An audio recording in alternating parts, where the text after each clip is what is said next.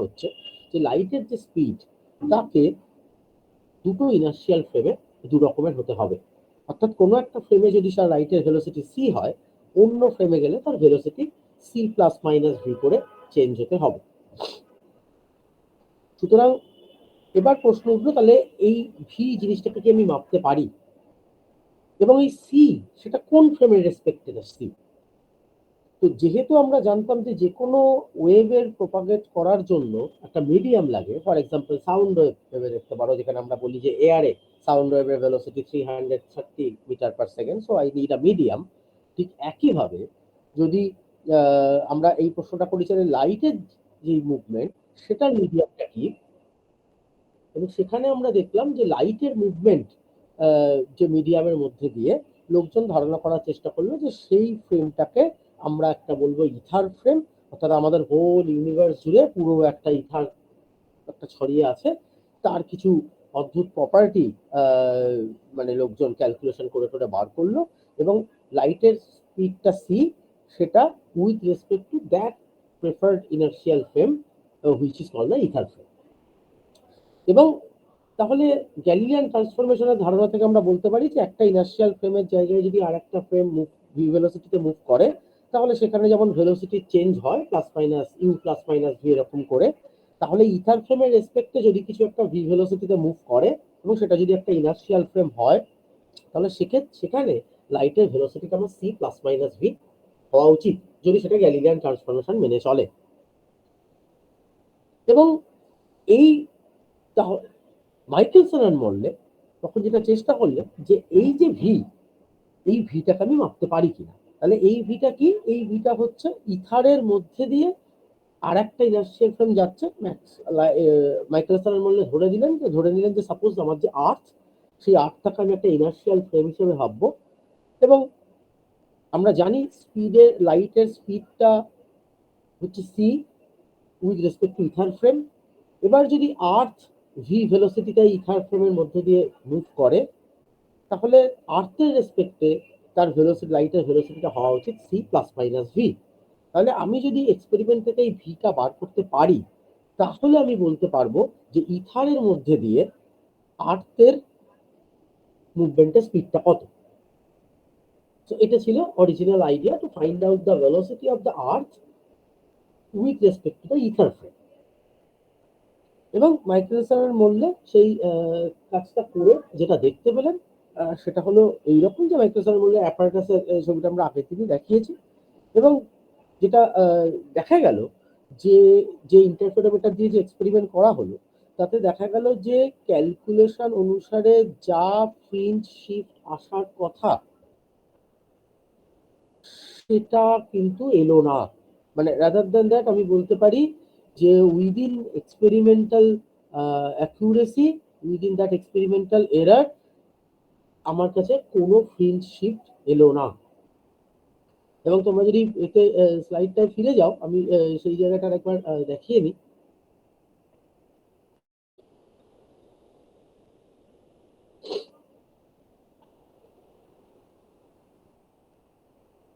Right. তো আমরা আগের দিনে এই অবধি দেখেছিলাম যে আমার কাছে ফ্রিঞ্জ শিফটটা ছিল এইরকম, যেখানে L1 আর L2 ছিল দুটো আর্মের লেন্থ, বিটা মানে ভি বাই সি, আর ল্যামডা হচ্ছে যে লাইটের ওয়েভলেন্থটা ইউজ করা হচ্ছে। এখানে L1 আর L2 মাইকেলসন আর মরলে 11 মিটার করে ইউজ করেছিলেন। So L1 plus L2 is 22 metre, lambda is some 5893 angstrom. Delta n হচ্ছে ফ্রিঞ্জের শিফট। ফ্রিঞ্জের শিফট মানে এটা কি? ফ্রিঞ্জের শিফটটা হচ্ছে মানে এইরকম যে ক্রসওয়্যার আছে, এরকম ফ্রিঞ্জ আছে, আমি যদি অ্যাপারেটাসটাকে একবার এরকম ছিল 90 ডিগ্রি ঘুরিয়ে দিই, অর্থাৎ আর্ম যেটা 1 ছিল সেটা তখন 2 হয়ে যাবে, আর 2টা আমার কাছে 1 হয়ে যাবে। এই ঘোরানোটার জন্য আমার কাছে যদি কোনো ফ্রিঞ্জ শিফট ঘটে, তাহলে অবভিয়াসলি এটা আমি বুঝতে পারবো যে এই ফ্রিঞ্জ এই যে সরে গেছে, মানে এইরকম হওয়া উচিত, এবং সেইটা আমরা মাপতে পারবো কিনা। তো দেখা গেল যে যেটা পাওয়া গেল সেটা হলো এইরকম 0.4। এইটা এক্সপেরিমেন্টালি আমার কাছে মোটামুটিভাবে পাওয়া গেল। তাহলে এই 0.4 কথাটার মানে কি? কথাটার মানেটা খুব বাংলা। এর মানেটা হলো যে এই যে দুটো ফ্রিঞ্জ এখানেও দেখতে পাচ্ছ, এই দুটো ফ্রিঞ্জের যা উইথ, তার 4/10 একটা শিফট হয়েছে 0.4।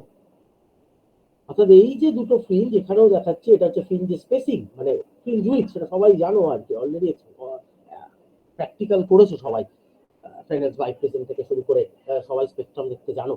সেখানে যে ফ্রিঞ্জ গুলো দেখতে পেয়েছিলে, তার দুটোর যে ভেতরকার যে ডিসটেন্স, যে যে ফ্রিঞ্জ উইথ, তার মোটামুটি ভাবে 4/10 শিফট হবে, আর সেটাকে তুমি মেজার করতে পারবে।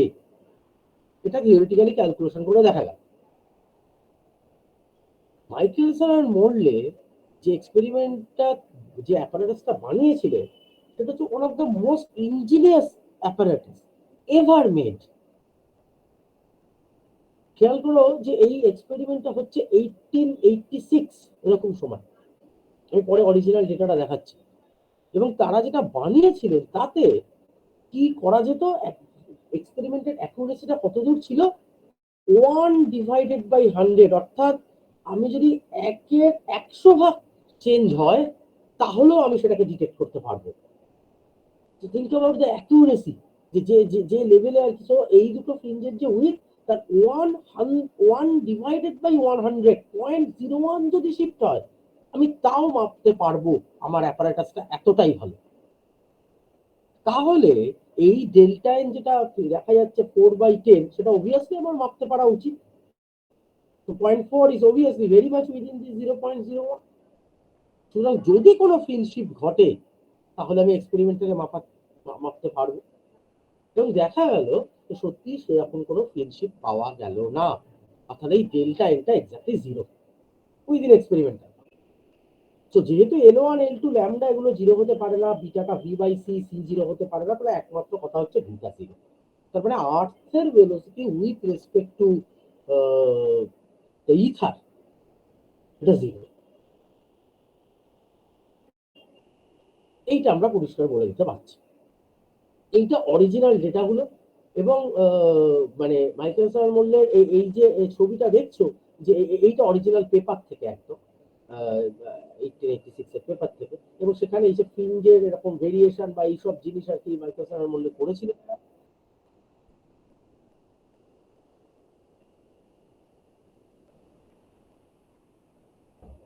করেছিস, আমি সেগুলোর মধ্যে যাবো না। বাট আমি যদি পরের জিনিসটায় চলে আসি, যে তার মানে আমি যেটা দেখলাম, যে আর্থ যদি মুভ করে, এই যে ইথারের ভিতর দিয়ে সব ভেলোসিটির কথা বলছিলাম, সেই সব বলে কিছু হচ্ছে না। অনেকে এরকমও আর্গু করতে পারতো যে এরকম হয়তো হয়েছে কোনো একটা সময় এক্সপেরিমেন্টে, যে সামহাউ ভেলোসিটিটা 0। সেটা কি পসিবল? তো মাইকেলসন মূল্যে কি করলে, যেহেতু আর্থের velocity 30 kilometre per second, remember that 30 kilometre per second is not obviously with respect to the stationary ether. তো যদি কোনো সময় এটা 0 হয়, তাহলে একটা সময় গিয়ে সেটা 60 হবে, ডাবল হবে 6 মাস পরে গিয়ে, যখন এই দিক থেকে এই দিকে চলে যাবে। সুতরাং মাইকেলসনের মূল্যে এই এক্সপেরিমেন্ট যেটা তোমাদের বললাম, সেটা প্রায় 1 বছর ধরে করলে। এই দেখো বিভিন্ন মাসের কথা লেখা আছে, জুলাই, তারপরে আরো মানে এর পরের ডেটাগুলো, যে ফাইনাল মিন, এবং বিভিন্ন সময় করলেন নুন অবজারভেশন, তারপর রাতের বেলা, বিভিন্ন সময় সারা বছর ধরে করলেন, দেখার জন্য যে কোনো সময় এরকম ঘটনা ঘটছে কিনা। So Michael says they did the experiment in different times of the year, and they observed nothing, no friendship. So it's a conclusive evidence that এরকম ইথার বলে আমাদের কাছে কিছু নেই। অবভিয়াসলি আর্থ ইজ মুভিং, কিন্তু তার মানে এই নয় যে সে একটা স্টেশনারি এরকম একটা ইথার ফ্রেম সমস্ত জায়গায় আছে, তার ভেতর দিয়ে আর্থকে মুভ করতে হবে। এই ধারণাটা লোকজনের মেনে নেওয়া খুব কঠিন ছিল এই যুগে, কেননা এটা আমি যে আবারও বললাম 1886 বাই। সুতরাং লোকজন উঠে পড়ে লাগলো, তখনকার যারা সব নাম করা সায়েন্টিস্টরা, লোরেন্জ, ফিটজেরাল্ড, এরা অনেকে, কেনেডি, বহু লোকজন উঠে পড়ে লাগলো, যে কোনো একটা ভাবে মাইকেলসন মডেলের এক্সপেরিমেন্টকে, যে যে ডেল্টা এনটা 0 আসছে, এই ডেল্টা এনটাকে 0 আমি কিভাবে করতে পারি। তো will call that thing as save the ether project. How to explain the null result, মানে আমাকে ইথারও রাখতে হবে, প্লাস মাইকেলসন মডেলের এক্সপেরিমেন্টও, আমার যে নাল যে রেজাল্টটা হলো ডেল্টা এনটা 0, সেটাকেও এক্সপ্লেন করতে হবে। কি করে সেটা করা যেতে পারে? তো হিস্টোরিক্যালি এরকম কিছু আইডিয়া দেওয়া হয়েছিল, আমি তার একটা সামান্য বলছি। এর পরের গুলো তো আমি হয়তো যাবো না, এই স্লাইডের পরের গুলো যদি কারো পড়ে দেখতে হয় তারা পড়ে দেখতে পারো, কিন্তু আমি হয়তো আর যাবো না। আইডিয়াটা ছিল এইরকম, যেটা দিলেন লোরেঞ্জ আর ফিটজেরাল্ড, এটা দিলেন 1892 বা 1893 এই সময়টা।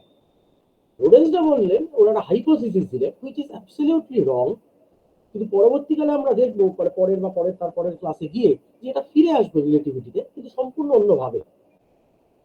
ওনারা বললেন যে আমরা যদি এরকম ধরে নিই যে কোনো একটা বডি যদি ইথারের রেসপেক্টে মুভ করে এবং ইথার যে ডাইরেকশনে তার মুভমেন্টটা স্টেশনারি, যদি এরকম যদি মোশনের বডিটা যদি in the direction of ether হয়, তাহলে তাদের বডির যে লেন্থ সেটা এইরকম ভাবে কন্ট্রাক্ট করবে, √1 - β²।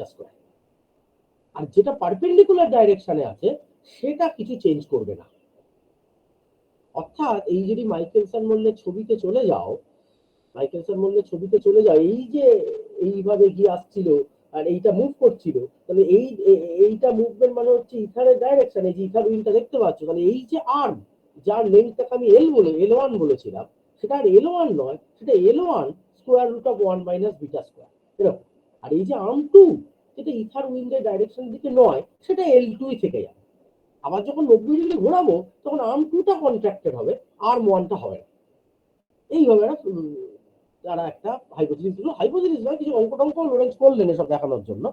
এবং সেটা যদি করে ওই এতে বসাও, এখানে এই জায়গাগুলো বসাও, যে L2 জায়গায় L1 জায়গায় 90 ডিগ্রি ঘোরা আর 90 ডিগ্রি ঘোরানোর আগে যে এক্সপেরিমেন্ট গুলো আমরা পেয়েছিলাম, সেখানে যদি সেটা ঘোরাও, এই L2 জায়গায় L2 √1 - β² সব লিখে টিকে বসাও, তাহলে দেখতে পাবে যে ডেল্টা এনটা এক্স্যাক্টলি 0 হয়ে যাবে। মানে কি, ডেল্টা টিও যা আসবে, ডেল্টা টি প্রাইমও তাই আসবে। 90 ডিগ্রি ঘোরানোর আগে এটা পাবো, আর 90 ডিগ্রি ঘোরানোর পরে এই তলার এইটা পাবো। সো অবভিয়াসলি সাবট্রাক্ট করলে এটা 0 হয়ে যাবে। তো এই জিনিসটাই ছিল প্রপোর্শনাল টু ডেল্টা এন, একেই আমরা ল্যামডা টামডা দিয়ে ভাগ করে ডেল্টা এন করেছিলাম। সুতরাং এটা 0 হওয়ার মানে ডেল্টা এনটা 0। সুতরাং আমি এইভাবে লোরেঞ্জ আর ফিটজেরাল্ড তারা একটা হাইপোথিসিস খাড়া করলেন যে এইভাবে আমরা বলতে পারি যে কেন এক্সপেরিমেন্টটায় নাল রেজাল্ট এসেছে। তার কারণ বডি যেটা ইথারের মধ্যে দিয়ে মুভ করছে, সেটা যদি in the direction of movement হয়, তাহলে সেই বডি কন্ট্রাক্ট করবে তার লেন্থ, আর যে পারপেন্ডিকুলার ডিরেকশনে আছে তার কোনো মুভমেন্ট নেই। এই হাইপোথিসিস যদি ধরে নেওয়া যায়, তাহলে এই জিনিসটা আমি এক্সপ্লেন করতে পারবো। এবং লোরেঞ্জ একটা ইলেকট্রন থিওরি অফ ম্যাটার বলে একটা জিনিস তৈরি করলেন 1892-তে, দিয়ে এরকম একটা হাইপোথিসিসের একটা ব্যাকগ্রাউন্ড থিওরিও তৈরি করার চেষ্টা করলেন অন দা বেসিস অফ যে ইথার আছে সেটা ধরে নিয়ে আর কি। কিন্তু অবভিয়াসলি এটার সঙ্গে আরো কিছু কনসিকুয়েন্স লোরেঞ্জ করেছিল, সেগুলো সবগুলো আমার এক্সপেরিমেন্টে ঠিকঠাক পাওয়া গেল না। সুতরাং এইটা সম্পূর্ণভাবেই একটা ভুল হাইপোথিসিস। কিন্তু সেই যুগে ইথার নেই এটা ভাবাটা ভীষণ কঠিন ছিল, এবং যেটা আইনস্টাইনের আগে সেটা কেউ ভাবেনি, সেই বোল্ডনেসটা ছিল না কারণ। তো সেই কারণে লোকজন এইভাবে চেষ্টা করে গেছে যে ইথারকে সেভ করে কি করে বাঁচানো যায়। এরকম আরো অনেক এক্সপেরিমেন্ট আছে, কেনেডি, থর্নডাইক, কেন প্রত্যেকটা ক্ষেত্রে একই জিনিসই দেখা গেছে যে ডেল্টা এনটা আমার কাছে 0, অর্থাৎ কোনো ফ্রেন্ডশিপ হয়নি। মাইকেলসন মল্লের এক্সপেরিমেন্ট পরবর্তীকালে আরো অনেকবার পারফর্ম করা হয়েছে, 1930-এর দশকে গিয়ে, 1920-এর দশকে গিয়ে পারফর্ম করা হয়েছে আর কি, যে ফ্রেন্ডশিপ যে নেই সেটা আমরা মাপতে পারি কিনা আর কি। তো সেরকম অনেক মানে এক্সপেরিমেন্ট বলা যায়, আমি সেগুলোর মধ্যে আমাদের দরকার নেই আর কি যাওয়ার আর কি। কিন্তু এইটা শুধু টেক হোম লেসনটা হচ্ছে যে মাইকেলসন মল্লের এক্সপেরিমেন্ট থেকে এটা পরিষ্কার যে সত্যি কথা বলতে ইথার বলে হয়তো আমাদের কাছে কিছু নেই। তাহলে এই অবস্থায় এসে আমরা কোন জায়গাটায় দাঁড়িয়ে আছি, আমি যদি অপশন গুলোর দিকে চাই, লিখেই দিয়েছে all the projects have failed considerably, so no ether frame or non-existence of absolute frame of reference। অর্থাৎ ওই যে আমরা বলছিলাম ইথার ফ্রেম একটা প্রেফার্ড ফ্রেম, যে ফ্রেমে লাইটের ভেলোসিটিটা c হবে, এরকম কোনো ফ্রেম ট্রেম নেই, ইটস অ্যাবসলিউটলি ফ্রি স্পেস, সেখানেই লাইটের স্পিডটা হচ্ছে c. With respect to ether এটা সি, এইসব বলার কোনো আমার কাছে দরকার নেই। আমার কাছে এইরকম পসিবিলিটি গুলো থাকতে পারে। আমি যদি লজিক্যালি ভাবতাম সেই সময় যে আমার কাছে কি কি অপশন থাকতে পারে, একটা অপশন হচ্ছে এইরকম ইথার আছে, মেকানিক্স যে একটা রিলেটিভিটি প্রিন্সিপাল আছে, মানে ওই সমস্ত ইনার্শিয়াল ফ্রেম ইকুইভ্যালেন্ট এইরকম বক্তব্য যেটা আমরা বলেছিলাম, যাকে আমরা গ্যালিলিয়ান রিলেটিভিটি বলি, গ্যালিলিয়ান ট্রান্সফরমেশন শুরুতেই বলে নিয়েছি, সেটা এক্সিস্ট করে। সেখানে সমস্ত inertial frame equivalent, so no preferred frame. কিন্তু ইলেকট্রোম্যাগনেটিজমের ক্ষেত্রে সেটা সত্যি নয়। একটা ইথার ফ্রেম আছে যেটা প্রেফার্ড ফ্রেম, যেখানে লাইটের ভেলোসিটিটা সি, অন্য কোনো ফ্রেমে সেটা নয়। কিন্তু এইটাই আমরা এক্সপেরিমেন্টালি দেখলাম রুল আউট হয়ে গেল, নো ইথার ফ্রেম আর অ্যাবসলিউট। তাহলে এইটা একটা পসিবিলিটি থাকতে পারত। আর একটা পসিবিলিটি কি, ম্যাক্সওয়েলের যে ইকুয়েশন গুলো সেগুলো ঠিক নয়। অর্থাৎ রিলেটিভিটি প্রিন্সিপাল একটা আছে মেকানিক্স এবং ইলেকট্রোম্যাগনেটিজমের জন্য, মেকানিক্স এর ক্ষেত্রে তো গ্যালিলিয়ানটা দেখেই নিয়েছি, কিন্তু ম্যাক্সওয়েলের ল গুলো যেহেতু আন্ডার গ্যালিলিয়ান ট্রান্সফরমেশন, তাহলে ইনভেরিয়েন্ট থাকলো না। তাহলে ম্যাক্সওয়েলের ইকুয়েশন গুলোকে এমন ভাবে মডিফাই করো যাতে কিনা তারা আন্ডার গ্যালিলিয়ান ট্রান্সফরমেশন ইনভেরিয়েন্ট থাকে। এটা একটা পসিবিলিটি, তাহলে ম্যাক্সওয়েলটা ভুল। কিন্তু এইটাও এক্সপেরিমেন্টালি রুল আউট, কারণ ম্যাক্সওয়েলের যে ইকুয়েশন গুলো, আমি সেটা প্রথম দিনই বলেছিলাম, ফ্যারাডে থেকে শুরু করে লেন্স থেকে শুরু করে এত লোক এত রকমের এক্সপেরিমেন্ট করেছে, and nobody found out there is anything problematic with those sort of equations, Gauss's law, Coulomb's law, Faraday's laws of electromagnetic induction, all those things. সুতরাং এইটা বলাটাও খুব কঠিন যে ম্যাক্সওয়েল ভুল। থার্ড পসিবিলিটি সব থেকে মানে মানে সব থেকে বলাটা কঠিন, তার কারণ সেটা মানে এতদিনকার একটা প্রিমিসেসকে মানে ভেঙে দেওয়ার মতন ব্যাপার, যে নিউটন ওয়াজ, একটা রিলেটিভিটি প্রিন্সিপাল আছে মেকানিক্স আর ইলেকট্রোম্যাগনেটিজমের জন্য, ম্যাক্সওয়েলের ইকুয়েশন গুলো ঠিকই আছে, কিন্তু নিউটনের যে মেকানিক্সের ল, যেটা আন্ডার গ্যালিলিয়ান ট্রান্সফরমেশন ইনভেরিয়েন্ট ছিল, সেটা হয়তো সব ক্ষেত্রে সত্যি নয়। সুতরাং আমরা হয়তোবা এই লকে মডিফাই করার দরকার আছে, যেখানে গিয়ে হয়তোবা আমরা নিউটনিয়ান মেকানিক্স থেকে কিছু ডিভিয়েশন দেখার চেষ্টা করতে পারি, কিছু এক্সপেরিমেন্ট হয়তোবা এরকম পারফর্ম করা যেতে পারে which will show some deviations from the Newtonian mechanics. So then you have to reformulate those mechanical laws. এখন বুঝতেই পারছো যে এইটা বলা এত কঠিন, তার কারণ নিউটনিয়ান মেকানিক্স সেই কোন সময় থেকে চলছে, সেই 1686 1690 সেই সময় থেকে প্রায় 300-200 বছর 300 বছর ধরে চলে আসছে 1900 সালের সময় এসে, এবং সেইটাকে আউটরাইট বলে দেওয়া যে না ম্যাক্সওয়েলের ইকুয়েশনের ভ্রান্তিটা নেই, ভুলটা নেই, ম্যাক্সওয়েলের ইকুয়েশন গুলো ঠিকই আছে, এবং সত্যিই হয়তো এই গ্যালিলিয়ান ট্রান্সফরমেশনটাই তার মানে শেষ কথা নয়।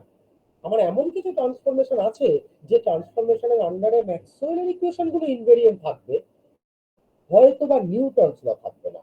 সুতরাং you have to reformulate the Newtonian mechanics in some fashion, যাতে কিনা আমি নতুন ভাবে সেটাকে বিল্ড আপ করতে পারি, এবং যদি সেরকম কোনো এক্সপেরিমেন্টের জায়গায় যাওয়া যায়, তাহলে হয়তো আমরা নিউটনিয়ান মেকানিক্স এর যা প্রেডিকশন যে কোনো একটা জিনিসের, তার থেকে হয়তো আমরা কিছু ডিভিয়েশনও দেখতে পাবো। So out of these three possibilities, stand out that the third one is the correct possibility. So Newtonian mechanics breaks down at very high velocities. কিন্তু আমরা যেসব এক্সপেরিমেন্ট করি বা যেগুলো দেখি, তাতে কি গ্যালিলিয়ান ট্রান্সফরমেশনটা ভুল হয়ে যাচ্ছে, সেরকম কোনো জিনিস তো আমরা কখনো অব্দি পাইনি। সুতরাং যাই হোক না কেন, এটা বোঝা যাচ্ছিল যে ভেলোসিটি যদি খুব কম হয় লাইটের ভেলোসিটির চাইতে, তাহলে এই গ্যালিলিয়ান ট্রান্সফরমেশন গুলো কাজ করে যাবে।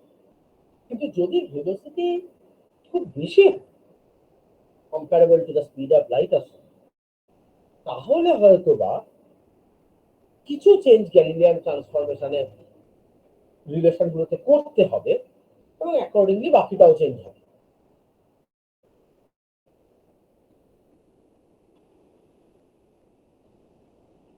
আচ্ছা, এই অবধি কারোর কোনো প্রশ্ন আছে কিনা দেখে নাও। আর মানে এটাই কিন্তু মূল বক্তব্যটা আর কি, যাওয়া।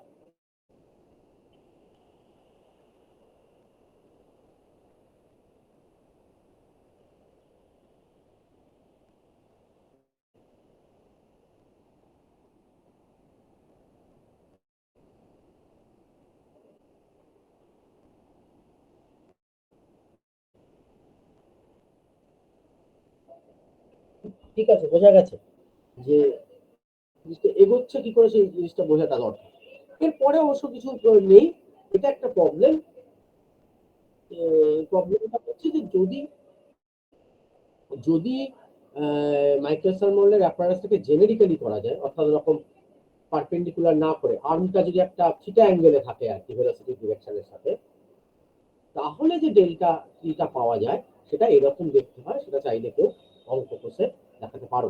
অর্থাৎ এই যে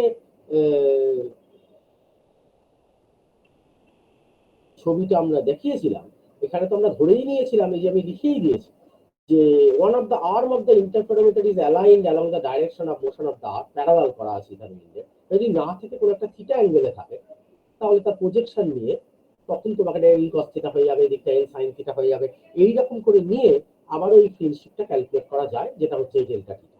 এবং করলে আমি দেখাতে বলেছি যে একটা প্রবলেমে যে সেই ডেল্টা থিটাটা এইরকম দেখতে হবে।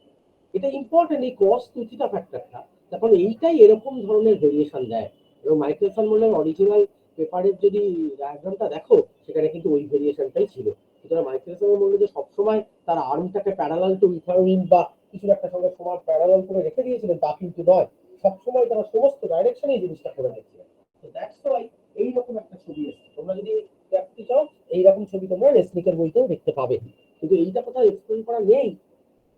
তো হঠাৎ করে এই ধরনের একটা ভেরিয়েশন এলো কি করে? এলো বিকজ অফ দিস ভেরিয়েশন। কেউ যদি চাও সেই প্রবলেম করে দেখতে পারো যে কি করে এই ঘটনাটা ঘটছে আর কি।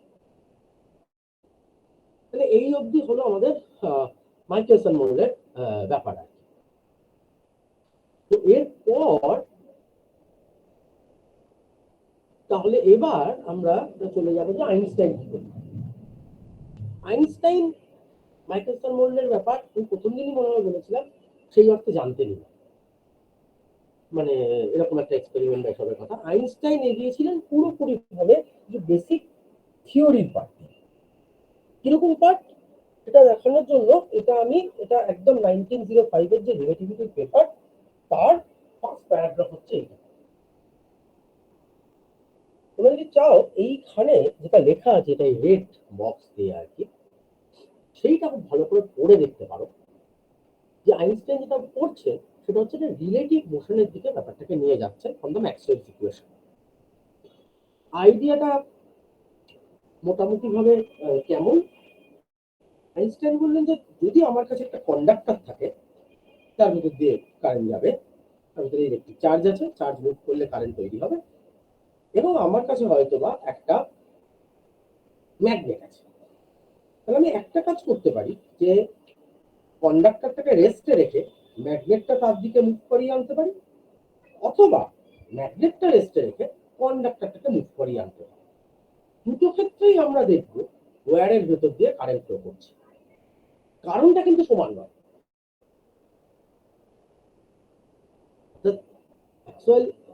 আইনস্টাইন যেটা বললেন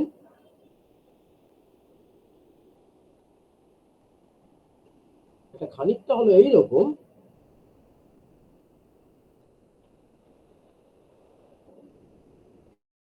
you have a magnet and you have a conductor.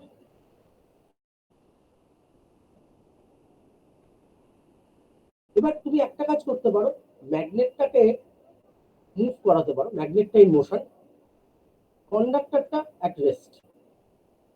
তাহলে কি হবে, যেই ও মুভ করবে ওর থেকে যে ম্যাগনেটিক ফিল্ড গুলো বেরোবে ফ্লাক্সের চেঞ্জ হবে, ডেল বি ডেল টি সেসব চেঞ্জ হবে, একটা কার্ল অফ ই তৈরি হবে, অর্থাৎ একটা ইলেকট্রিক ফিল্ড তৈরি হবে। সেই ইলেকট্রিক ফিল্ড গুলো ওই কন্ডাক্টরের ভেতরে যে ইলেকট্রন গুলো আছে তাদের উপর ফোর্স দেবে এবং ইলেকট্রন গুলো মুভ করতে আরম্ভ করবে।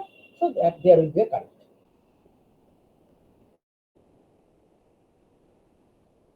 এটা হচ্ছে ম্যাগনেটিক মোশন, তার ক্ষেত্রে এক্সপ্লেনেশনটা এরকম।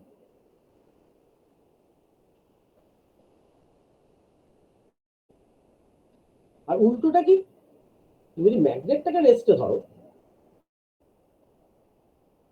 কন্ডাক্টরটাকে মুভ করাও, তাহলে কি, তাহলে অবভিয়াসলি ম্যাগনেটিক ফিল্ড তো তার মতনই আছে। এর ভেতর দিয়ে যদি চার্জ পার্টিকেল যদি মুভ করে, তোমরা জানো যে লোরেন্টজ ফোর্স হয় ই ভি ক্রস বি, তাহলে অবভিয়াসলি চার্জ পার্টিকেল গুলোর ভেলোসিটি আছে, সে ম্যাগনেটিক ফিল্ডের ভেতর দিয়ে মুভ করছে, সে লোরেন্স ফোর্স ফিল করবে, সেই ফিলিং করার জন্য সেই তার চার্জগুলোর উপরে সেই ফোর্স ফিল্ড মানে এক্সপিরিয়েন্স করে সেই চার্জগুলো, এবং তারা মুভ করে কারেন্ট তৈরি করে। তাহলে দুটো ক্ষেত্রেই আমি দেখছি যে আমার কাছে ফেনোমেনাটা কারেন্ট আছে, কিন্তু তাহলে ম্যাগনেট মুভ করছে নাকি কন্ডাক্টর মুভ করছে, এইটা আমার কাছে রিলেটিভ। দুটো ক্ষেত্রে ব্যাপারটা একই, কিন্তু এক্সপ্লেনেশনটা ডিফারেন্ট। ইফ ম্যাগনেট মুভস, তাহলে কারেন্টটা তৈরি হচ্ছে বিকজ অফ দ্য লেনজিস ল, আর যদি কন্ডাক্টর মুভ করে তাহলে সেটা তৈরি হচ্ছে because of the Lawrence force.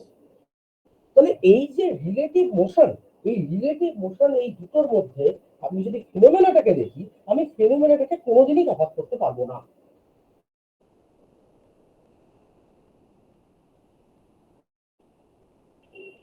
সেই জিনিসটাই আইনস্টাইন এইখানে লিখলেন। এই দেখো, what if, take for example the reciprocal electrodynamic action of a magnet and a conductor.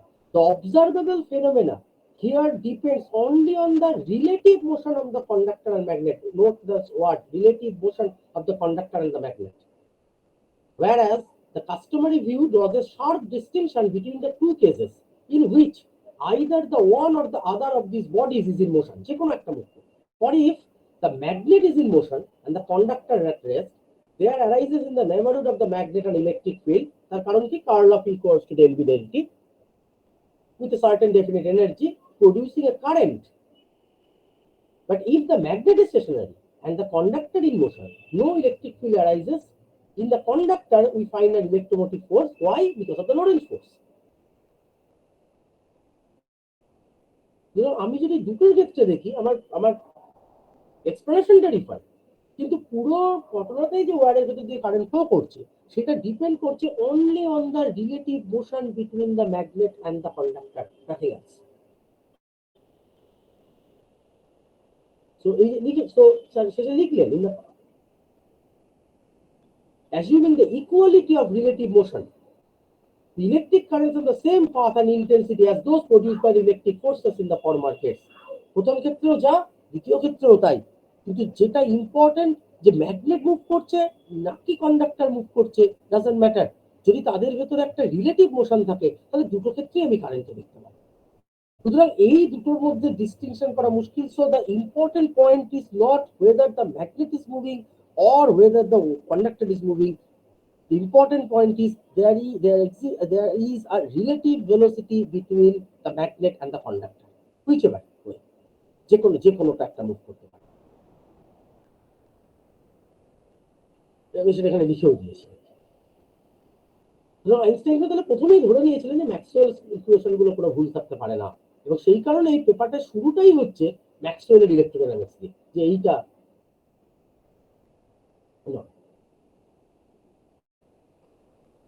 সুতরাং এইবার আইনস্টাইন যেটা করলেন, যে তাহলে আইনস্টাইন বিল্ড আপ করার চেষ্টা করলেন যে আমি কিভাবে কেউটা তৈরি করতে, মানে জিনিসটা বানাতে পারি।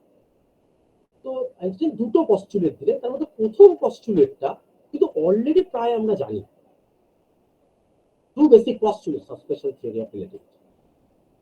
প্রথমটা কি, which is called the principle of relativity, এবং সেটাতে বলা হলো the laws of physics are the same in all inertial frame, no preferred inertial frame exists. কোনো প্রেফার্ড ইনার্শিয়াল ফ্রেম নেই, সমস্ত ইনার্শিয়াল ফ্রেমে ইকুইভ্যালেন্ট, এবং ফিজিক্সের ল গুলো সমস্ত ইনার্শিয়াল ফ্রেমে একই হতে হবে। অর্থাৎ দুটো ইনার্শিয়াল ফ্রেম যদি থাকে, একটা আর একটা রেসপেক্টিভ ইউনিফর্ম ভেলোসিটিতে মুভ করে, আমরা জানি, তাহলে সেই দুটো ফ্রেম ইনার্শিয়াল হবে। সেই দুটো ফ্রেমে ফিজিক্সের সমস্ত লকে একই রকমের হবে। এবং খেয়াল করো, এটা গ্যালিলিয়ান ট্রান্সফরমেশনের শুরুতেও আমরা একই কথা বলেছিলাম, a physical two M A, আজকেও শুরুতে বলেছি a physical two M A prime একই জিনিস। কোন জায়গাটায় তফাৎ, গ্যালিলিয়ানের যখন বলা হচ্ছিল তখন সেটা শুধু মেকানিক্স দিয়ে বলা হচ্ছিল। সুতরাং এই লজ অফ ফিজিক্সের জায়গায় আমি যদি লজ অফ মেকানিক্স করতাম, লজ অফ নিউটনস করতাম, তাহলে সেটা যেত গ্যালিলিয়ান। কিন্তু আইনস্টাইন সেটাকে জেনারেল করে দিলেন, করে বললেন যে শুধুমাত্র ওটার জন্য নয়, সমস্ত ফিজিক্সের ল সেগুলো যে কোনো ইনার্শিয়াল ফ্রেমেই তারা একই রকমের হতে হবে। রিমেম্বার ইনার্শিয়াল ফ্রেম যখন বলা হচ্ছে তখন কিন্তু এই যে লিখে দিয়েছি, don't forget the basic, space is still homogeneous and isotropic. আমি সেটাকে কোথাও কিন্তু ভাঙিনি, সেটা আমার শুরুর কথা ছিল, আমাদের রিলেটিভিটি শুরু হয়েছিল, আমি সেদিন বলছিলাম। এবং এটাও বলে দিয়েছি যে note that this the mere generalisation of all Galilean relativity principle formulated for mechanical phenomena to all things happening in nature. অলটা বোল্ড। এখন শুধুমাত্র কিন্তু মেকানিক্সের জন্য বলা হলো না, আইনস্টাইন সেটাকে জেনারেল করে দিল। এবং আমরা এমন কোনো এক্সপেরিমেন্টই করতে পারবো না যেখান দিয়ে আমি কোনো একটা জিনিসের অ্যাবসলিউট ভেলোসিটি থ্রু স্পেস এরকম বার করতে পারবো। আমাকে বার করতে গেলে উইথ রেসপেক্ট টু সামথিং বার করতে হবে, অর্থাৎ রিলেটিভ পার্টটা চলে আসে। এবং এইটাও তো আমার তাহলে ভর্তি হয়ে গেল যে যদি আমার কাছে দুটো ফ্রেম থাকে এস আর এস প্রাইমের ভেলোসিটি এস এর রেসপেক্টে যদি ভি হয়, তাহলে এস এর ভেলোসিটিও এস প্রাইমের রেসপেক্টে ভি হতে হবে, because you can't distinguish between S and S prime. those inertial frames are equivalent। সেই কারণেই লস অফ ফিজিক্সটা তাদের কাছে সমান। সুতরাং রেড কালিতে যেটা লেখা সেটা মেন পস্টুলেট, সেটা তোমাদের পরীক্ষায় ভীষণই লিখতে দেয়। আর নিচের গুলো হচ্ছে সেইটাকে আমরা যদি ডিকোড করি তাহলে আমি কিরকম জিনিস পাই। অন্য পস্টুলেটটা কি? সেকেন্ড দুটো বলেছিলাম বেসিক পস্টুলেট। আইনস্টাইন এটা দিলে, এটাই আমি বললাম যে it is there in some form in Galilean relativity, Newtonian mechanics. এবং আইনস্টাইন সেটাকে জেনারেলাইজ করলেন for all physical laws, not only for mechanics. এখন ম্যাক্সওয়েল শুরুই করছেন, এই আইনস্টাইন শুরুই করছেন ম্যাক্সওয়েল দিয়ে, সুতরাং সেটাকে নিয়েই তাকে চলতে হবে। সেকেন্ডটা কি? The principle of constancy of the speed of light. Remember speed of light, not আমি কোথাও ভেলোসিটি বলিনি কিন্তু। বহু এরকম বই আছে যেগুলোতে ওই স্পিডের জায়গায় ভেলোসিটি লেখা থাকে, এ একদম ঠিকঠাক নয়। Speed is scalar quantity. এইটা মানেটা কি? আইনস্টাইন বললেন যে speed of light in free space has the same value c in all inertial. যদি এক্সামে আসে, তোমরা যদি এখানকার কোনো ওয়ার্ড বাদ দাও, মানে বহু লোককে যখন খাতায় লেখা হয় এক্সামে, অনেকেই ফ্রি স্পেস বা সেম ভ্যালু এইসব কথাগুলো উড়িয়ে দেয়, অ্যাবসলিউটলি কেটে জিরো দিয়ে দেওয়া হবে। ফ্রি স্পেস কথাটা না থাকলে জিরো। তো আইনস্টাইন বলে এই সমস্ত ইনার্শিয়াল ফ্রেমেই লাইটের স্পিডটা সমান হতে হবে এবং সেটার ভ্যালু হচ্ছে ওই সি। হোয়াটএভার সোর্স মুভ করছে না করছে, রিসিভার মুভ করছে না করছে, কিচ্ছু এসে যায় না। যে কোনো ফ্রেমেই লাইটের যে কোনো ইনার্শিয়াল ফ্রেমে, আমি যা করছি সব ইনার্শিয়াল ফ্রেমের রেসপেক্টে, যে কোনো ইনার্শিয়াল ফ্রেমেই আমার কাছে স্পিডটা সমান।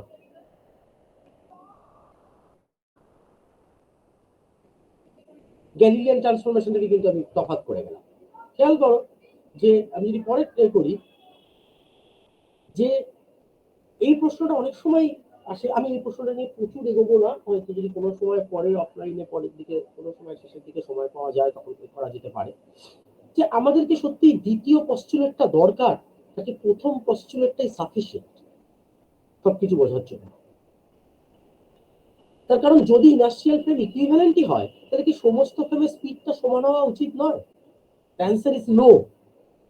তার কারণ গ্যালিলিয়ান ট্রান্সফরমেশন থেকে আমরা দেখেই এসেছি, সেখানেও দুটো ফ্রেমে, ইনার্শিয়াল ফ্রেমে স্পিড কিন্তু ভেলোসিটি কিন্তু সমান হয়নি। ইউএক্স প্রাইম সমান ইউএক্স প্লাস মাইনাস ভি, এভাবে সেগুলো চেঞ্জ হয়েছে। সুতরাং দুটো ফ্রেম ইনার্শিয়াল হলেই যে তাদের ক্ষেত্রে ভেলোসিটি বা স্পিড এসব সমান হয়ে যাবে সেটা নাই হতে পারে। আইনস্টাইন কিন্তু সেই জায়গা থেকে সম্পূর্ণ সরে গেলেন। আইনস্টাইন বললেন স্পিড অফ লাইট, অর তুমি আরো বলতে পারো স্পিড অফ ইলেকট্রোম্যাগনেটিক রেডিয়েশন, সেটা আমি পরে আসছি, সেইটা কিন্তু যে কোনো ইনার্শিয়াল ফ্রেমই সি। অর্থাৎ এখান থেকে কিন্তু এটা ভেঙে দেওয়া গেল যে সব জায়গায় গ্যালিলিয়ান ট্রান্সফরমেশনকে আমি ইউজ করতে পারি না। তার মানে কি দুটো ইনার্শিয়াল ফ্রেম ইকুইভ্যালেন্ট নয়? Definitely equivalent. C by sir এই পয়েন্টটা বুঝলাম না। কোনটা? স্যার এটা এটা আপনি কি করে কনক্লুড করছেন যে মানে যে আপনি লাস্ট লাইনটা যেটা বললেন যে মানে যে যে লাইটের স্পিডটার সাথে মানে এটার কোনো সম্পর্ক নেই, এটা কি করে বলছেন? লাইটের স্পিডের সম্পর্কে আমি এটা করছি যে দুটো ফ্রেম আছে, দুটো ইনার্শিয়াল ফ্রেম ইকুইভ্যালেন্ট, তাতে কোনো অসুবিধা নেই। সেকেন্ড পস্টুলেট আমাকে বলে দিচ্ছে স্পিড অফ লাইটটা সমস্ত ফ্রেমে সমান। আমি যদি গ্যালিলিয়ান ট্রান্সফরমেশন মেনে চলতাম তাহলে সেটা হওয়া তো উচিত ছিল না। তাহলে যখনই বলা হচ্ছে যে প্রত্যেকটা ফ্রেমে লাইটের স্পিডটা সমানই থাকবে, সি থাকবে, সে রেস্টেই থাকুক আর সে ইউনিফর্ম ভেলোসিটিতেই মুভ করুক, তার মানে আমি কিন্তু এখান থেকে গ্যালিলিয়ান ট্রান্সফরমেশনের যে পার্টিকুলার ফর্ম সেখান থেকে ডিপারচার হয়ে যাচ্ছে। কিন্তু তার মানে এই নয় যে আমি দুটো ইনার্শিয়াল ফ্রেম নিয়ে কাজ করছি না। আমি দুটো ইনার্শিয়াল ফ্রেমে, কারণ আমি ফার্স্ট পস্টুলেটেই বলে এসেছি যে lodge of physics are the same in all inertial frames. সুতরাং এই যে দুটো ইনার্শিয়াল ফ্রেমের এখানে যে কথা হচ্ছে, সেখানে দুটো ইনার্শিয়াল ফ্রেমে লজ অফ ফিজিক্স একই আছে, কিন্তু ভেলোসিটিটা গ্যালিলিয়ান ট্রান্সফরমেশন অনুযায়ী যেভাবে পাল্টানো উচিত, লাইট এমন একটা জিনিস, সেইটা একটা ফ্রেম থেকে অন্য ফ্রেমে গেলে পাল্টায় না, সিটা সি থাকে। এর মানে এই নয় যে অন্য কোনো পার্টিকেল ভি ভেলোসিটিতে মুভ করলে সেটার ভেলোসিটি চেঞ্জ করবে, ডেফিনেটলি চেঞ্জ করবে, সেগুলো আমরা দেখবো কিভাবে চেঞ্জ করবে, but c is something which doesn't change. এইটা হলো বক্তব্য। শুধু এরকম নয় যে দুটো ইনার্শিয়াল ফ্রেম ইকুইভ্যালেন্ট নয়, আমি একটা ইনার্শিয়াল ফ্রেমে এক্সপেরিমেন্ট করবো আর একটা ইনার্শিয়াল ফ্রেমে এক্সপেরিমেন্ট করবো, আমরা দুটোর মধ্যে সেই এক্সপেরিমেন্টাল রেজাল্টে কোনো তফাৎ দেখবো, অ্যাবসলিউটলি নট, ঠিকই থাকবে। Speed of light is something যেটা দুটো ফ্রেমে আমার কাছে একই, নট এনি আদার ভেলোসিটি। আমি সি এর জায়গায় অন্য কোনো যদি ভেলোসিটি বলতাম, কোনো মেটেরিয়াল পার্টিকেলের ভেলোসিটি বলতাম, ইলেকট্রনের ভেলোসিটি বলতাম, প্রোটনের ভেলোসিটি বলতাম, ডেফিনেটলি দে উইল চেঞ্জ। এই কথাগুলো এই জন্য খেয়াল রাখতে হবে, যখন পরে আমরা লোয়েস্ট ট্রান্সফরমেশন করবো তখন এই কথাগুলো মাথার মধ্যে আমাকে রেখে দিতে হবে যে এই পস্টুলেট গুলোর মধ্যে মানে এগুলো ঢুকে আছে, আমি হোমোজেনিটি আর আইসোট্রপি ভাঙতে পারবো না, আমাকে এমন ভাবে এই লটা বানাতে হবে বা ট্রান্সফরমেশন গুলো বানাতে হবে যেখানে প্রত্যেকটা ফ্রেমেই আমি যদি স্পিডের ক্যালকুলেশন করি লাইট স্পিড, তাহলে সেটা আমি সি পাই। সেইগুলো আমাকে মাথায় রেখে এগোতে হবে আর কি। এবং দুটো ইনার্শিয়াল ফ্রেমের ইকুইভ্যালেন্স যাতে আমরা না ভাঙতে মানে ডিস্ট্রয় করতে। তো আমরা যখন সেটা করবো তখন আমরা দেখবো যে এই পয়েন্টগুলো কিভাবে ওর ভেতরে ইনক্লুড করা হয়েছে। এবার এরপর আমি একটা নোট দিয়েছি, এইটা আমি এখন বলে রাখছি, আমি হয়তো পরে আর সময় পাবো না হয়তো, যে সত্যি যে টার্নস আউট যে রিলেটিভিটি সমস্তটা, প্রায় সমস্তটা, nearly all of STM can be derived from the first postulate. The second postulate feels the necessary information that something has a same finite speed in every frame. মানে বক্তব্যটা হচ্ছে light যদি না হয়ে আজকে আমরা এইভাবেও কথাটা বলতাম যে আমার কাছে কিছু একটা আছে, এমন একটা স্পিড আছে যে স্পিডের একটা ফাইনাইট ভ্যালু আছে এবং সেই ফাইনাইট ভ্যালুটা সমস্ত ইনার্শিয়াল ফ্রেমেই একই, তাহলেই হয়ে যেত। আমার আলাদা করে লাইট তো বলার হয়তো দরকারও ছিল না, ইট ইজ সাফিসিয়েন্ট যদি আমরা এটাই বলে দিতাম যে I have something which has a finite value, but it is a finite speed, and that finite speed is same in all inertial frames. তাহলেই যুগে যেত। It turns so it is actually not important that this thing is light. Remember এখানে light মানে কিন্তু all electromagnetic radiation বলা হচ্ছে, আমাদের শুধু ভিজিবল লাইট বলা হচ্ছে না, যার ভিতরে গামা রে, রেডিও, এক্স-রে সমস্ত আছে। So one can then say that the second postulate, as there is something that has the same speed in any inertial frame, it just happens যে আমার ক্ষেত্রে সেটাই ইলেকট্রোম্যাগনেটিক রেডিয়েশন বা এই সি হয়ে দাঁড়িয়েছে।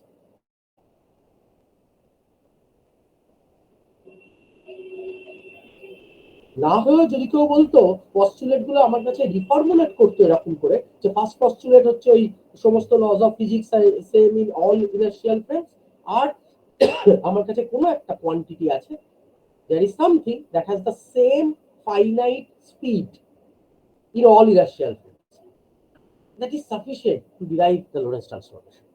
Now it turns out যে এই যে সাফিসিয়েন্ট কথাটা বা এটা বললাম, সেটা আমাদের ফিজিক্সের ক্ষেত্রে বা আমাদের নেচারের ক্ষেত্রে যেহেতু ইলেকট্রোম্যাগনেটিক রেডিয়েশন আছে, এই টার্মস আউট যে আমাদের ক্ষেত্রে এই something which has the same speed in any inertial frame, এই জিনিসটা ইলেকট্রোম্যাগনেটিক রেডিয়েশনের স্পিড হয়ে দাঁড়িয়েছে, যাকে আমরা colloquially স্পিড অফ লাইট বা সি বলে ডিনোট করছি। এইটা খেয়াল নেই। কারণ ultimately at the end of the day যেটা দেখা যাবে সেটা হলো যে সমস্ত পার্টিকেল তারা তো ম্যাসিভ, তাদের একটা মাস আছে, তারা কেউই লাইটের স্পিডে যায় না, সবাই লাইটের স্পিডের কম ভেলোসিটিতেই যায়। একমাত্র ফোটন, যাকে আমরা কোয়ান্টাম অফ লাইট বলি আর কি, দে আর মাসলেস, আর তারাই শুধুমাত্র লাইটের স্পিডে মুভ করে, আর বাকি সবাই লাইটের স্পিডের চাইতে কম ভেলোসিটিতেই মুভ করে। ওকে, তো এরপরে পার্টটার মধ্যে আমি যাব না, সেটা অ্যাকচুয়ালি হচ্ছে যারা ইন্টারেস্টেড তাদের জন্য, যে এগুলো সিলেবাসের পার্ট নয়। যে এই যে পস্টুলেট গুলো হলো বা এই যে সেকেন্ড পস্টুলেটটা লাইটের স্পিডটা যে কোনো ইনার্শিয়াল হলো, সেটার কি কোনো এক্সপেরিমেন্টাল প্রুফ আছে, কোনো এক্সপেরিমেন্টাল এভিডেন্স আছে যে আমি ডিফারেন্ট ফ্রেমে লাইটের স্পিড মাপবো আর মেপে দেখবো যে তাতে সেটা একই থাকছে, চেঞ্জ হচ্ছে না? মানে ধরা যাক আজকে একটা সোর্স আছে যেখান থেকে লাইট বেরোচ্ছে, সোর্সটা মুভ করছে, তাহলে তার থেকেও যে লাইটটা বেরোবে তার স্পিডটাও সি থাকবে, আর সোর্সটা যখন রেস্টে আছে তার স্পিডটাও সি থাকবে। আমি কি এরকম এক্সপেরিমেন্ট করে দেখতে পারি? অবভিয়াসলি যখন আইনস্টাইন এটা প্রপোজ করেছিলেন এরকম সত্যিই কোনো এক্সপেরিমেন্ট ছিল না। পরবর্তীকালে এরকম এক্সপেরিমেন্ট দেখা গেছে যার ভেতরে এই রকম ধরনের প্রশ্ন লোকজন করেছে, যে সি এটা কি ওয়েভলেন্থের উপরে ডিপেন্ড করে? অ্যাস্ট্রোফিজিক্যাল অবজারভেশন থেকে দেখা গেছে যে না, motion of the source, source move করলে কি লাইটের স্পিড পাল্টাতে পারে? ইনার্শিয়াল ফ্লোর কথা বলছি। এবং দেখা গেছে যে না, সেটাও রুল আউট। সেটাকে বলে বাইনারি স্টার এক্সপেরিমেন্ট বলে একটা এক্সপেরিমেন্ট আছে, সেটা দিয়ে দেখা যায় যে সোর্স মুভ করলেও সেটা একই থাকে। অবজারভারের মোশন, তার উপরে কি সি ডিপেন্ড করে? সেটা নয়, কারণ মাইকেলসন মল্লের এক্সপেরিমেন্টটা যদি মনে করে দেখো, তাহলে এখন মাইকেলসন মল্লেতে কেন নাল জিনিসটা এসেছিল সেটা বোঝাটা খুব সহজ। তারপর আমি লাইট পাঠিয়েছিলাম দুদিকে, এটা তো সি প্লাস মাইনাস দিয়ে হবে না। সুতরাং লেন্থ যদি এল হয়, এটা যেতে আসতে সময় লাগবে 12/c, এখানেও যেতে আসতে সময় লাগবে 12/c, তো শিফট তো জিরো হবেই। সি প্লাস মাইনাস দিয়ে হওয়ার তো কোনো রাস্তাই নেই, because c same in all inertial frames. মানে ফ্রি স্পেসেও যেমন সি, এই ক্ষেত্রেও লাইট এখানে যে সোর্সটা আছে সে যে লাইটটা পাঠাচ্ছে তার ভেলোসিটি আর তার স্পিডটাও আমার কাছে সি হতে হবে। ঠিক সেই জায়গাটাই আমরা এখান থেকে হিট করবো, যে আমরা তাহলে অবজারভার যদি মুভও করে, আর্ট মুভ করছিল, তার মানে কি তাদের জন্য সি পাল্টাচ্ছিল? অ্যাবসলিউটলি না। স্পিড অফ লাইট, সেটা ওয়েভলেন্থ হোক, সোর্সের মোশন হোক, অবজারভারের মোশন হোক, কারুর উপরেই ডিপেন্ড করে। তো it is same in all inertial. এছাড়া এই যে আমি বলছিলাম বাইনারি স্টার বা এরকম জিনিস, সেগুলো এইখানে করা আছে, আমি সেগুলোর মধ্যে সত্যি কথা বলতে যাব না। কারুর যদি ইচ্ছে হয় সে এই জিনিস দেখতে দেখতে পারো। এটা যেমন প্রথম 13 সালে ডিসিটা দেখিয়েছিলেন যে স্পিড অফ লাইটের কনস্ট্যান্সি কি করে আমরা প্রুভ করতে পারি। সেরকম আরো অনেক জিনিস আছে, তো সেইটার মধ্যে আমরা মানে যাবো না। এটা তোমার যাদের ইন্টারেস্ট আছে এই জিনিস ঘেটে দেখার যে কিভাবে এই প্রুফগুলো এক্সপেরিমেন্ট থেকে হয়েছিল, সেইগুলো, কারণ এটা প্রশ্ন করাটা স্বাভাবিক যে এই যে পস্টুলেটটা আইনস্টাইন দিচ্ছেন, যদি এটা কোনো এক্সপেরিমেন্টাল ভেরিফিকেশন কোনোদিন না থাকতো, ডাইরেক্টলি হোক অথবা ইনডাইরেক্টলি হোক, তাহলে লোকজন সেটাকে মেনে নেবে কেন? So over the years there are ample experimental evidence, indirect experimental evidence, যেটা থেকে এটা পরিষ্কার যে যে কোনো ইনার্শিয়াল ফ্রেমেই লাইটের স্পিডটা স্থির থাকে, সেটা চেঞ্জ হয় না। সুতরাং এই তাহলে আমাদের পস্টুলেট অব্দি ব্যাপারটা হয়ে গেল। এরপরে যেটা আমরা মানে পরের দিন রাদার আমরা শুরু করব, মোস্ট ইম্পর্টেন্ট পার্ট, যে সেটা হলো এইবার এই দুটো পস্টুলেটকে বেস করে আমি কিভাবে এগোতে পারি। তো আমি মানে লেকচার নাম্বার 6, আমি যেটা প্রথমেই বলে দিই যে এই পস্টুলেট দুটো ইউজ করেই সবকিছু করে ফেলা যায়। লোরেন্স ট্রান্সফরমেশন আলাদা করে ডিরাইভ করার হয়তো প্রথমে প্রয়োজনও পড়বে না। সুতরাং এই লেকচার 6টা হচ্ছে এই যে লেন্থ কন্ট্রাকশন বা টাইম ডাইলেশন যে কথাগুলো শোনো, সেগুলোরই proof, but without using Lorentz transformation. এরপরে গিয়ে আমরা লোরেন্স ট্রান্সফরমেশন করব, তারপর লোরেন্স ট্রান্সফরমেশনের কনসিকুয়েন্স হিসেবে আবারও দেখবো যে সেটা কি করে একই জিনিসে পৌঁছানো যায়। সুতরাং এই পার্টটা পড়াটা জরুরি, কিন্তু পরীক্ষায় জেনারেলি এই বেসিক পস্টুলেট গুলো থেকে টাইম ডাইলেশন বা লিঙ্ক কনস্ট্রাকশন কোনো সময় দেওয়া হয় না, দেওয়া হয় as a consequence of Lorentz transformation. সুতরাং আমি যদি চাই, আমি লেকচার 6টা স্কিপ করে লেকচার 7 যেটা লোরেন্স ট্রান্সফরমেশন, সেখান থেকেও চাইলে শুরু করতে পারি। তো সেটা আমি দেখি কি করবো, আমি চাইলে লেকচার 7 থেকেও শুরু করতে পারি আর কি। লেকচার 6 কেউ চাইলে পড়ে দেখতে পারো, বা আমি হয়তো আইডিয়াটা দিয়ে দিতে পারি একটু, যে কিরকম জিনিস প্রথমে হচ্ছে, সেটা হয়তো একটু দিয়ে আমরা অ্যাকচুয়ালি লেকচার 7-এই চলে যাব, যেখান থেকে লোরেন্স ট্রান্সফরমেশনের প্রমাণটা। লোরেন্স ট্রান্সফরমেশনের প্রুফ পরীক্ষায় কোনোবারই আসে না, তোমরা ধরেই রাখো যে সে প্রুফ আসবে না। সো আমি প্রুফটা আপনার হয়তো করে রেখে দিয়েছি, কিন্তু আমরা হয়তো প্রুফের মধ্যে আমি যে যে জিনিসগুলো বলার সেগুলো বলে নেব, বাট আমরা হয়তো ডাইরেক্টলি লোরেন্স ট্রান্সফরমেশনটাকে লিখেই ফেলবো, এবং তারপর তার কনসিকুয়েন্স গুলো বোঝার চেষ্টা করবো যে কিভাবে হয় আর কি। তো নেক্সট দিনের ক্লাসটা সেই কারণে খুব খুব আহ, দরকারি আর কি। নেক্সট দিনের ক্লাস এগুলো হবে আর কি। তো ঠিক আছে, তোমাদের কারো যদি কোনো প্রশ্ন থাকে আমি এটা করে দিই।